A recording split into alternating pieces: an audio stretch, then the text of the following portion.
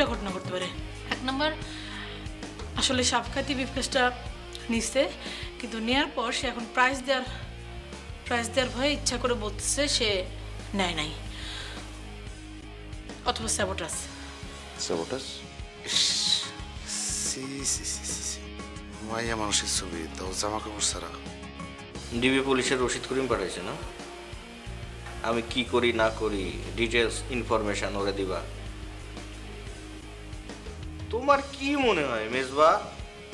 তোমার মতো একটা বলদা আমি যদি কিছু একটা করিও এটা তুমি টের পেয়ে যাবা, টের পেয়ে যা ইনফরমেশন দিবা। কি সমস্যা পাইছোটা কি? তুমি কি শুরু করছো? প্রতিদিন সকালবেলা আসার কি কি উৎসব লেগে গেছে? নিচের দারোয়ানটারে যদি জিজ্ঞেস করে, ইন্টারোগেট করে যে এই মেয়ে বিগত 30 দিনে কবার আসছে, স্পষ্ট হয়ে যাবে যে খোকন যেদিন থেকে হারাইছে ঠিক সেদিন থেকে তোমার রেগুলার সকালবেলা আসা যাওয়া শুরু হয়েছে। সমস্যাটা কি তোমার? আমি তো তোমাকে বলছি আমি মেন্টালি খুব আপসেট, বলছি না? তো আমি কি কোন অ্যাঙ্গেল থেকে আমার দেখে মনে হয় আমি মানসিক ডাক্তার, মেন্টাল ট্রিটমেন্ট করে সুস্থ করে দেব? Suman, why are you so rude? আমি রুড বিকজ আমার আশেপাশে কেউ নাই, কিচ্ছু নাই। নিজের যারা ছিল এরকম একটা বলদ টাইপের লোকজন, এদেরকে ডিবি পুলিশের রশিদ করিম টিকটিকি করে আমার গায়ে এখানে ওখানে লাগাই দিছে। হ্যাঁ, আমি এখন শ্বাস নিলেও টিক টিক টিক টিক করে আওয়াজ চলে যাবে ওখানে। আমি রুড হব না তো হবটা কে হবে রুড? তোমার রশিদ করিম আমাকে অফিসে ডাকছিল মদের বোতলগুলো কোথায় ডাম্প করছি সেগুলো জানার জন্য, আমাকে নিয়ে গেছিল স্পটে। তারপর বলছি যে ওই তুরাগ থানা চেকপোস্টের পাশে যেই মোয়ালার ডিপো সেখানে ডাম্প করছি। তারপর ওখানে গেলাম, যে কি কিছু পাবে নাকি? আরে সিটি কর্পোরেশনের লোকজন ক্লিন করে না, ওরা কি দিনের পর দিন ময়লা ফালায় রাখে? কিছু পায় নাই। সো রশিদ করিম আমার কথায় কনভিন্সড হতে বাধ্য হয়েছে আমি যা বলতেছি সব সত্যি। তোমাকে অভিনন্দন। কেন? জীবনের প্রথমবারের মতো একটা বুদ্ধিমতির কাজ করছো।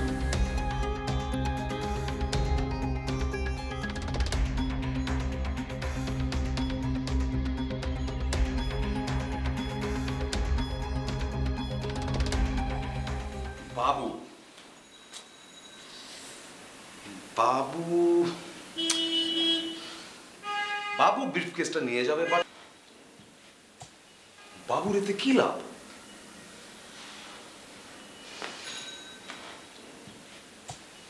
বাবুর কি লাভ সেটা জানতে হলে আগে আপনাকে জানতে হবে যে ওই ব্রিফকেসের ভেতর কি আছে।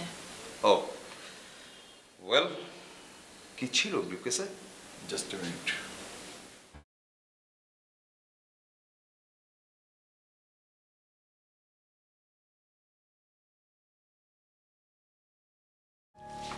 জানেন? হ্যাঁ চিনি তো, ফারহানা, সিগনেচার অ্যাড এজেন্সির নতুন সিইও। সো ব্রিফকেসে তার 5-6টি ছবি আছে। Are you kidding me? ব্রিফকেসে তার 5-6টা ছবি আছে, এর জন্য 1 কোটি টাকার উপরে দাম উঠে গেল? সাহেব মাথাটা একটু খাটান। ব্রিফকেসে এরকম 5-6টা ছবি থাকলে তার দাম তো 1 কোটি টাকা হবে না, কিন্তু ব্রিফকেসের ছবিগুলোর মধ্যে যদি গায়ে কোনো কাপড় না থাকে তাহলে তার দাম কত হতে পারে? You mean nude photography? Oh my God, ফারহানার nude photography! I need that briefcase. Farhana আমার বিজনেস রাইভাল, আমি জাস্ট ওকে ডিস্ট্রয় করে দেব এট এনি কস্ট। আমি ব্রিফকেসটা চাই, প্লিজ।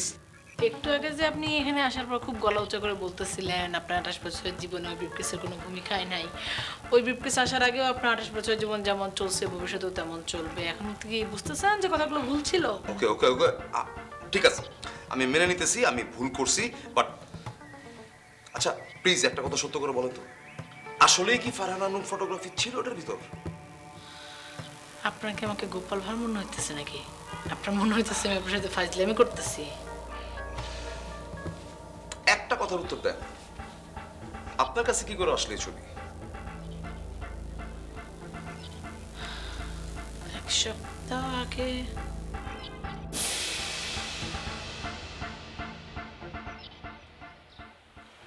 কবে আসছো দেশে? এই তো 3-4 দিন হলো। কি আনছো আমার জন্য? প্রতিবার জানি আগেবারের মতো সস্তা কিছু আনো নাই তো? এগুলো যা আনছো মাত্র 4-5 লাখ টাকা বেচতে পারবো। এইবার যে জিনিস আনছি তার দাম 1 কোটি টাকার উপরে। হোয়াট? এটা এমন কোনো উঠতি মডেল না যার ম্যাগাজিনে ছবি ছাপানোর জন্য নোট ফটোগ্রাফি। এটা উঠতি কোনো নায়িকা না যে সোপ অপেরাতে কাজ করার জন্য নোট ফটোগ্রাফি করেছে। She is really big shot. K? Do I know her? না, তুমি চিনো না, তবে তুমি হয়তো শুনছো যে আমি 2 বছর ধরে একটা মেয়ের সাথে লিভ ইন করি। আর যখন লিভ ইন করতাম তখন এই মেয়েটি শখের বসে আমাকে দিয়ে কিছু নোট ফটোগ্রাফি করা, নিজেকে কেমন লাগে সেটা দেখার জন্য। আর এটাকে এখন আমি ক্যাশ ইন করতে চাই। গার্লফ্রেন্ডের ছবি বেচে দিবা? ব্রেকআপ হয়ে গেছে? ভুল চাই। রিলেশন থাকলে কি আর তোমার কাছে আসতাম? এই মেয়ের ছবির দাম কেন কোটি টাকার উপরে উঠবে? তার স্পেশালিটি কি? স্পেশালিটি হচ্ছে তার স্ট্যাটাস। এই মেয়ে ম্যানচেস্টার থেকে বিবিএ করে, এবং যখন আমি তার সাথে লিভ ইন করতাম তখন এই মেয়ে ওগলবিতে জয়েন করে। ওগলবির নাম শুনেছ হয়তো। প্রথম সারির একটি অ্যাড ফার্ম, বিশ্বের অনেক দেশে এটার চেইন আছে, বাংলাদেশেও আছে। এই মেয়েটি হঠাৎ করে আমার সাথে ব্রেকআপ হওয়ার পরে বাংলাদেশে চলে আসে, এবং বাংলাদেশে এসে এই মেয়ে ওগলবির বাংলাদেশ চেইনে জয়েন করার কথা, কিন্তু হঠাৎ করে এই মেয়ে সিগনেচার নামে একটা অ্যাড এজেন্সিতে জয়েন করে সিইও হিসাবে। আর এত বড় এই বিগ শটের কতগুলো বিগ বিগ রাইভাল থাকতে পারে, আর এই বিগ বিগ রাইভালরা যদি ফারহানার নুট ফটোগ্রাফি পেয়ে যায় তাহলে তারা ফারহানাকে কতভাবে ব্ল্যাকমেল করবে বুঝতে পারছো? তার মানে এখন আমাদেরকে কাস্টমার খুঁজে বের করতে হবে কারা সিগনেচার অ্যাড এজেন্সির সিইও ফারহানার সবচাইতে বড় rival, right? Bullseye again. I know you can do it.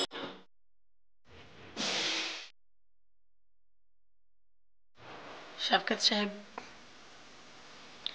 সবই তো শুনলেন। মিট মিস্টার চন্দন, প্রফেশনাল ফটোগ্রাফার, ম্যানচেস্টারে থাকেন, আর বাদ বাকি কথা তো বললামই।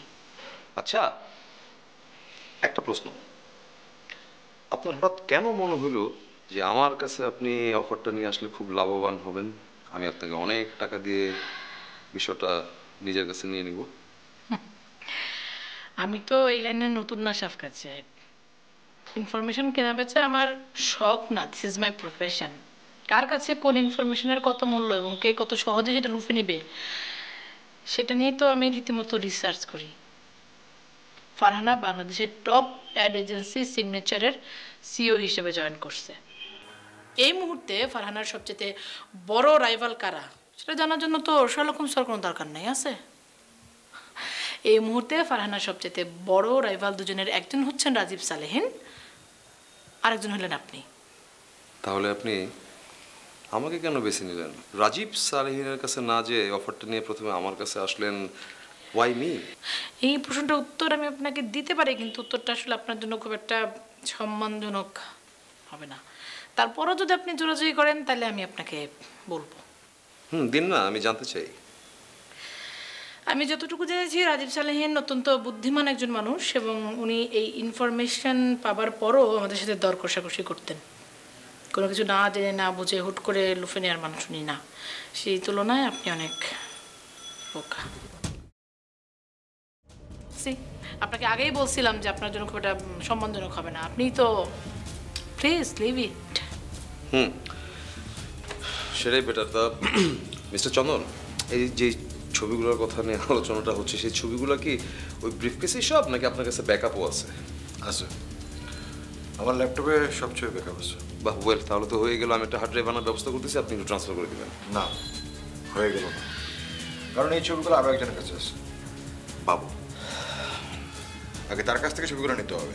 শুনুন, একটি ছবি, এটা যদি 1,00,000 টাকা দাম হয়, এখন তার দাম ভাগাভাগি হয়ে যাবে। আমি ভাগাভাগিতে বিশ্বাসী না, আমরা ভাগাভাগিতে বিশ্বাসী না। সো আপনাকে আগে বাবুর কাছ থেকে ছবিগুলো নিতে হবে। আমি কেন? আপনারা অ্যারেঞ্জ করেন। কেন আমরা করবো? আপনি করবেন। বাবু আপনার এমপ্লয়ি, আর তাছাড়া বাবুর হাতে ছবি গেছে আপনার জন্য। This your fault. সো আপনি ছবি অ্যারেঞ্জ করবেন। ওকে ওকে, লেটস সি। চলি।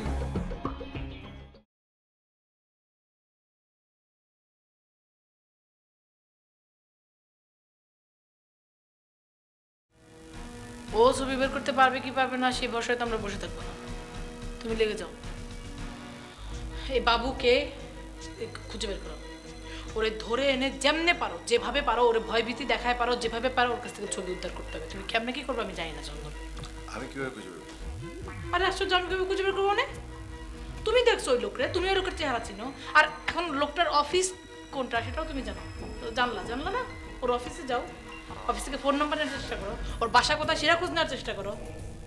তোমার সাথে যদি এখন আমার এই সরে থেকে কথা বলা শুরু করতে হয় তাহলে তো মহাবিপদ চন্দন।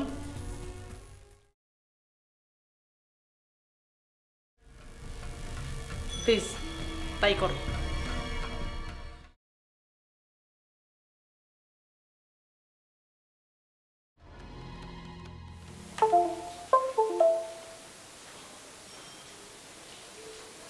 আসতে পারি প্লিজ? আসুন। আরে মিস ববি, বসেন বসেন। Thank you.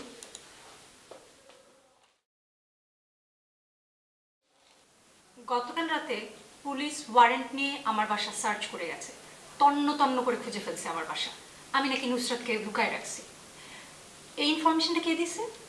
আপনার বস রাজীব সাহেব। আচ্ছা, আপনার বস তো একজন সচেতন মানুষ। সচেতন মানুষ হিসেবে ওনার এইটা মাথায় আসলো না যে আমি ঢাকা শহরে সিঙ্গেল একটা মানুষ, অ্যাপার্টমেন্টে থাকি একা, চারপাশে তো অনেক মানুষজন আছে। ওরা কি ভাবলো? আর এইসব হুলস্থুল করে লাভটা কি হয়েছে? নুসরাতকে খুঁজে পাইছেন আপনারা? পান নাই। মাঝখান দিয়ে আমার মান সম্মানটা গেল। খুঁজে পাওয়া যায় নাই কারণ আপনারা ওকে আগেই ওখান থেকে সরাই ফেলছেন। ও, আপনি শিওর সেটা? মিস ববি, আমি আসলে খুবই, এই যে দেখেন আমাকে, খুবই ছোটোখাটো একজন মানুষ। আমার স্কুলে আমার সব বন্ধুরা আমাকে বাটুল ডাকতো, এবং আমার একটা বেস্ট ফ্রেন্ড ছিল, ওর নাম আলবি। ও আমাকে বলতো বাটুল সম্রাট, কারণ ওর ধারণা ছিল যে আমি পৃথিবীর সবচেয়ে বাটুল একজন মহিলা। আপনি নিজেও দেখতে পাচ্ছেন যে আমি আসলে আপনার মতন এত সুন্দর না, গ্ল্যামারাস না, এত অ্যাট্রাকটিভ ফিগারও আমার নাই। আমি না চিরজীবন মানুষের কাছে ইনভিজিবল একটা মানুষ ছিলাম। আমার অনেক লাগতো। মানুষের নজরে আসার জন্য আমাকে কী করতে হয়েছে জানেন? একটা এক্সট্রা অর্ডিনারি স্কিল ডেভেলপ করতে হয়েছে, একটা অস্ত্রের মতো স্কিল। আর সেটা হচ্ছে আমার ব্রেনটা। এটাকে ছোট করে দেখার কিছু নাই। ওকে ফাইন, আপনার ব্রেনকে আমি ছোট করে দেখছি না, অনেক বড় করে দেখছি। আপনি কি এখন কাইন্ডলি বলবেন রাজীব সাহেবের রুমটা কোথায়? আমি দুইটা কথা বলে চলে যাই। Sure sure. আমার এখান থেকে বেরিয়ে সোজা করিডোর ধরে যাবেন, দেন রাইটে টার্ন নেবেন, তারপর আবার অল্প একটু লেফটে যেতে হবে। লেফটে গিয়েই প্রথম যে রুমটা, সেটা রাজীব ভাইয়ের রুম। কিন্তু আপনি তো এখন রাজীব ভাইয়ের সাথে দেখা করতে পারবেন না। কেন? উনি অফিসে নাই? কোথায় গেছে? আরে ভাই, ওনারা কি আপনার আমার মতো 9টা-10টা চাকরি করা লোক, ল্যাপটপে কাজ করা লোক? তাদের কত কত কাজ আছে, সব কিছু কি আর আমাদের জানায়, বলে যায়? ও, ঠিক আছে, তাহলে আমি পরে আসবো।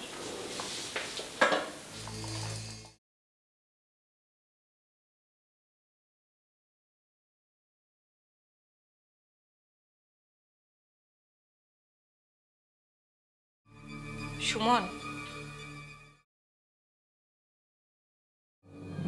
আমাদেরকে তো একটা ডিসিশনে আসতে হবে না? আমিও চাই একটা ডিসিশনে আসুক, একটা সলিউশন আসা উচিত। কি করা যায় বলো তো? দেখো, আমরা তো সত্যিটা জানি। আমরা তো জানি যে আমরা খুনটা করি নাই। একেবারে ইভেন খুনটা কে করছে, কে করাইছে, কি জন্য করাইছে সেটাও তো আমরা জানি। আবার একেবারে মার্ডারটা হয়েছে যাতে তুমি ফাঁসো। আর আনফর্চুনেটলি আমি তোমার বাসায় সেই সময় থাকার জন্য আমিও ফেসে গেছি। আর খুন তো করছে ওই কিলার সামির। তো এই কথাগুলা আমি আর তুমি গিয়ে রশিদ করিমের কাছে বললে হয় না? শুনতেছি, বলে যাও। অন্তত সত্যিটা যদি গিয়ে বলি তাহলে তো আর আমাদেরকে সাসপেক্ট করবে না। তখন রিয়েল যে কিলার তার পিছনে দৌড়াবে। আমাদের যাওয়া উচিত না বলো? দুর্দান্ত আইডিয়া। তোমার এই আইডিয়া শুনে আমার মাথায়ও না মানে একটা আইডিয়া আসছে। তোমার আইডিয়াটাকে মানে একটু যোগ করি। হ্যাঁ বলো না। সেটা হচ্ছে, তুমি ডিবি পুলিশের যে রশিদ করিম আছে না, তারে বিয়ে করে ফেলো।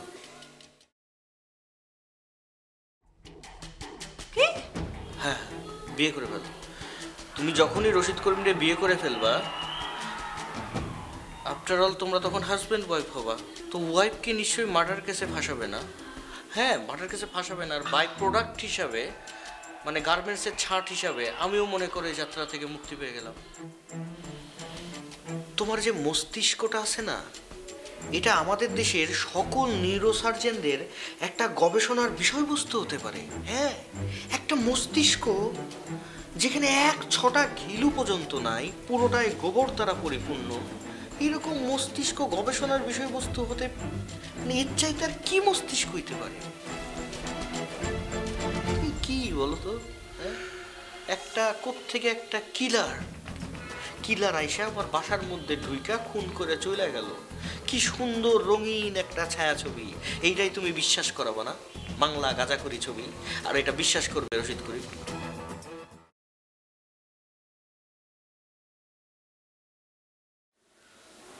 কি চোখ বড় করার কিছু নাই তো, রিল্যাক্স, দেখতেছি।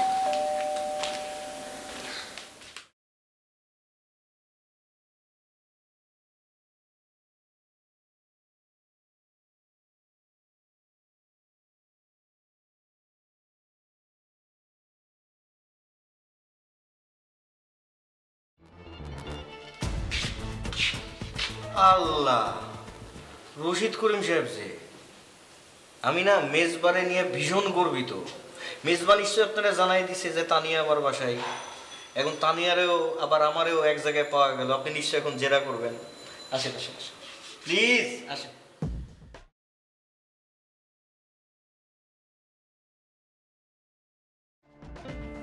আসেন আসেন। তানিয়া, দেখো কে এসছে। রশিদ ভাই আসছে। রশিদ ভাই দেখেন, এই যে এই যে এই যে আপনার মেজবা ব্যাগ নিয়ে চলে আসছে আমার পাহারা দেওয়ার জন্য। বসেন না, বসেন। আমি কি একটু যাবো পাশে রুমে? পাশের রুমে যাবেন কেন?